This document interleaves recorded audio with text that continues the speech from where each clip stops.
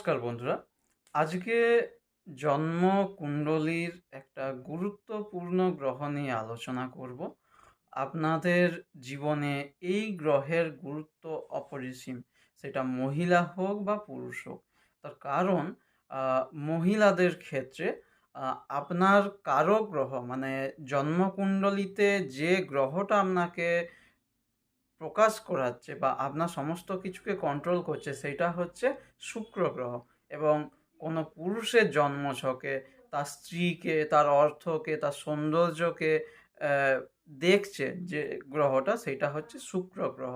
এই জন্মছকে শুক্র গ্রহ যদি ভালো না থাকে, আপনাদেরকে কি কি সমস্যার সম্মুখীন হতে পারে সেটা নিয়েও একটু আলোচনা করব। তারপর চলে যাব কি শুক্র গ্রহের প্রতিকারের উপায়, কোন প্রতিকার করলে শুক্র গ্রহ তুষ্ট হয় এবং আপনাকে শুক্র গ্রহের ভালো ফলগুলো পাওয়া যাবে।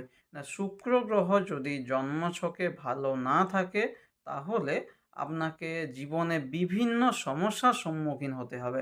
যেমন হচ্ছে কি না, আপনার মন মানসিকতা ভালো থাকবে না, আপনার চেহারা শ্রীবৃদ্ধি হবে না, আপনার অর্থের শ্রীবৃদ্ধি হবে না, আপনার বলার ক্যাপাসিটি, চলার ধরন ইত্যাদি বিভিন্ন রকম ক্ষেত্রে কিন্তু সমস্যা চলে আসবে।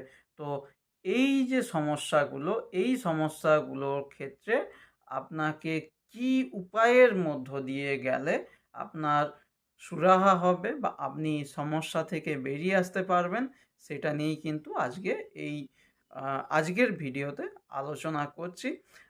শুক্র গ্রহের সবচেয়ে প্রধান যে গুরুত্বটা সেটা হচ্ছে কি ধন প্রাপ্তি, বিশেষ করে যারা ইউথ এজ, ঠিক আছে, আপনার যোগ্যতা রয়েছে, আপনার কাজ করার মানসিকতা রয়েছে, কিন্তু কি হচ্ছে কি না, আপনার প্রতিভা অনুযায়ী আপনি সঠিকভাবে আপনার রিওয়ার্ড পাচ্ছেন না। এটা কোন গ্রহের প্রভাবে হয়ে থাকে না, শুক্র গ্রহের প্রভাবে। শুক্র গ্রহ যদি আপনার খারাপ থাকে তাহলে কি হবে না, জীবনসঙ্গী বা মানে আপনার যেটা লাইফ পার্টনার তার থেকে কিন্তু সঠিকভাবে সম্মান পাবেন না বা বারবার কুসঙ্গে পড়ে যাবেন।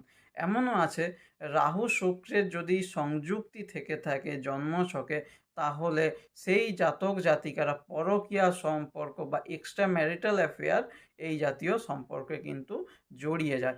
এমন একটা ব্যাপার থাকে কি না, আপনাদের আত্মা চাইছে না যে আপনারা কোনো সম্পর্কে জড়ান, কিন্তু শুক্র যদি খারাপ থাকে কোনোভাবে রাহুর প্রভাবে আপনারা কিন্তু সেই সব সম্পর্কে অ্যাক্সিডেন্টালি আপনারা জড়িয়ে যাবেন। তো আজকে প্রথম যে কাজটা বলবো শুক্র গ্রহকে তুষ্ট করার ক্ষেত্রে, সেটা কি করবেন না, শুক্রবার দিন সকালে স্নান করছেন এবং এটা করতে হবে কি না, শুক্লপক্ষে শুক্রবার শুরু করবেন, পরপর 5টা শুক্রবার করতে হবে। শুক্লপক্ষে শুক্রবারে শুরু করে পরপর 5টা শুক্রবার এই ক্রিয়াটি করতে হবে। কি করতে হবে না, প্রতি